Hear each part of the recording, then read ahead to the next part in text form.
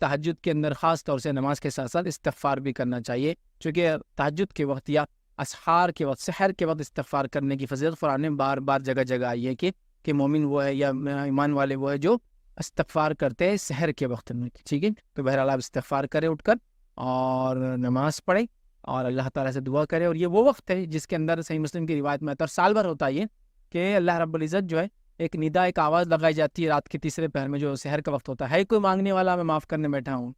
سمجھ رہا ہے کوئی سوال کرنے والا میں اس کو دینے بیٹھا ہوں، تو لہٰذا مغفرت کے مانگنے کا وہ کرنے کا وقت ہے۔ عورتیں بھی اس وقت کا فائدہ اٹھا سکتی ہے، ایسے وقت میں فائدہ اٹھا سکتی ہے جب وہ نماز نہیں پڑھ سکتی، اس لیے کہ استغفار کے لیے تو یہ افضل وقت ہے سحر کا، اور استغفار تو ہر حالت میں ہو سکتا ہے، تو جب نماز نہیں بھی پڑھتی عورتیں تو استغفار کر سکتی ہیں۔ دوسرا، اس وقت کا فائدہ عورتیں مرد سب اٹھا سکتے ہیں، لیکن وہ عورت جو نماز نہیں پڑھ سکتی وہ بھی فائدہ اٹھا سکتی ہے دعاؤں کی شکل میں، چونکہ دعاؤں کے لیے تو اللہ تعالیٰ پاکیزگی ناپاکیزگی کو تھوڑی دیکھتا ہے کہ نمازی ہے ابھی نماز پڑھتی ہے نہیں پڑھتی، دعائیں کر سکتی ہے، استغفار کر سکتی ہے۔ جب نماز کی حالت میں رہیں گی تو نماز بھی پڑھیں گی، سمجھے آپ؟ تو بولنے کا مطلب یہ تھا، جیسا یہ بات میں کیوں کہہ رہا ہوں، گھر میں کوئی بیمار پڑ گیا، اب عورتیں بولتی ہیں تو افضل وقت تہجد ہے، لیکن ہم ایسی حالت میں کہ نماز نہیں پڑھتے، نماز نہیں پڑھتے تو کیا ہوا، استغفار کر سکتے ہیں، دعائیں کر سکتے ہیں، چونکہ اللہ رب العزت روز آتا ہے آسمانی دنیا پر ہر رات،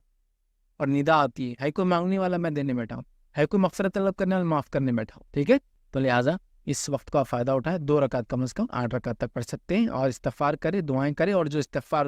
نماز نہیں پڑھ سکتی عورتیں تو استغفار اور دعائیں کر سکتی۔ اسی طرح کوئی مرد بھی ایسا ہو اور ایسے ٹائم پہ اٹھ جائے، ابھی پاکیزگی جا رہا ہو لیکن استغفار تو کر سکتا ہے، صبح کا وقت ہے، بہرحال اپنے لیے اللہ سے معافی مانگے۔ روزہ جو ہے وہ صرف کچھ ایسی چیزیں جن سے ٹوٹ جاتا ہے، یاد رکھیے۔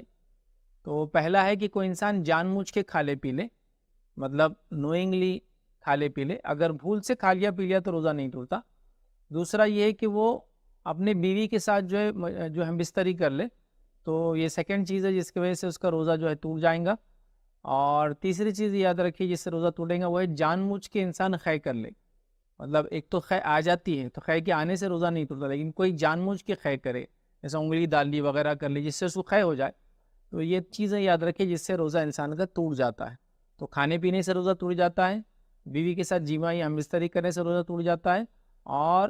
جان مجھ کے خے کرنے سے، وومیٹنگ کرنے سے روزہ ٹوٹ جاتا ہے۔ تو وومیٹنگ خود سے آنے سے نہیں ٹوٹتا ہے، لیکن کوئی انسان جان مجھ کے کرے، کوئی چیز سونگھ لے جان مجھ کے، انگلی ڈال لے منہ میں، ہلکی لے لے، جس کو معلوم اس سے خے ہوتی ہے، اس کو وومٹ ہوتا ہے، تو اس کا ٹوٹ جائے گا۔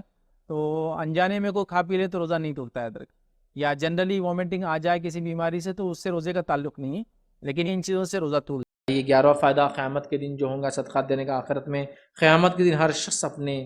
صدقے کے سائے میں ہوگا۔ حدیث میں الفاظ سنی کیا، ابن خزیمہ اور مسند احمد کی روایت ہے، قیامت کے دن ہر شخص اپنے صدقے کے سائے میں ہوگا، مطلب اس کا صدقہ اس کو سایہ کرے گا اس روز جس روز کوئی سایہ نہ ہوگا، لیکن اصل سایہ تو عرش کا ہے، اس کے ضمن میں اور سائے ہوں گے، جیسا روایت میں سورہ بقرہ کا سایہ، سورہ آل عمران کا سایہ پرندوں کی شکل میں آئیں گے، ہے نا، اسی طرح صدقے کا بھی سایہ ہے، یہ لیکن ضمن میں ہے نا، ایکچوئل سایہ تو عرش کا ہے، یہ اس کے ضمن میں اور بھی سایہ ہوں گے۔ تو صدقے، کچھ لوگ عید کے دوسرے دن سے لے کر 7ویں دن تک روزہ رکھتے ہیں اور پھر اس کی بھی عید مناتے ہیں، کیا یہ عمل یا یہ روزے درست ہے، یعنی زائد روزے رکھتے ہیں؟ دیکھیے، شوال کے 6 روزے رکھنا سنت ہے،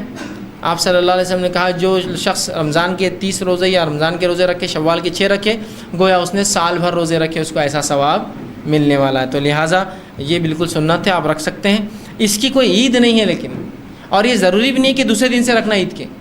آپ تیسرے چوتھے کبھی پورے مہینے میں کبھی بھی ایک ساتھ توڑ کر متواتر یا ایک ساتھ جیسا بھی، مطلب ایک ساتھ یا توڑ کر جیسا بھی رکھ سکتے ہیں،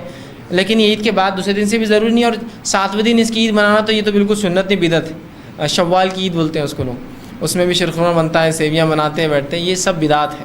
خرافات ہے، نہیں منا لیے تو کیا ہوا، تو بس یہی تو مسئلہ ہے کہ یہ کر لیے تو کیا ہوا، وہ کر لیے تو کیا ہوا، جس سے پورے دن کی شکل بدل جاتی ہے۔ میں آپ کے گھر پر آیا، آپ کا گلدستہ اٹھا کے لے گیا تو کیا ہوا، اگلے بار آیا آپ کی گاڑی چرا کے لے گیا تو کیا ہوا، تیسری بار آیا آپ کو گھر سے ہکال دیا تو کیا ہوا، اپنا ہی بھائی گھر سے ہکال دیا تو کیا، فیض بھائی تو رہ رہے، اب کیا ہے، اپن باہر رہ لیں گے، ہوتا ہے کیا ایسا، چلتا ہے کیا؟ تو دین اسی طرح ہم دین کو باہر نکال دے رہے اور بے دینی کو اپنے اندر لا لے رہے ہیں، یہ ہوا تو کیا ہوا، وہ ہوا تو کیا ہوا، ہے نا،